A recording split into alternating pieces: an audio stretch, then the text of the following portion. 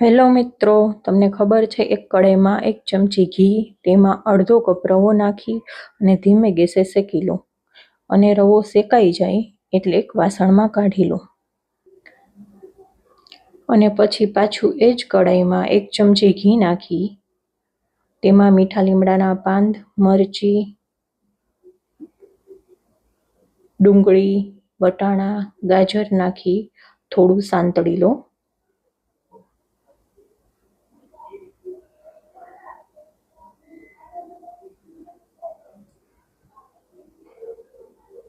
અને પછી 1.5 કપ જેટલું પાણી નાખી સ્વાદ અનુસાર મીઠું, લીંબુ નાખી પછી શેકેલો રવો નાખી દો અને હલાવીને રેડી છે આપણો ડાયટમાં ખાઈ શકાય તેવો ઉપમા।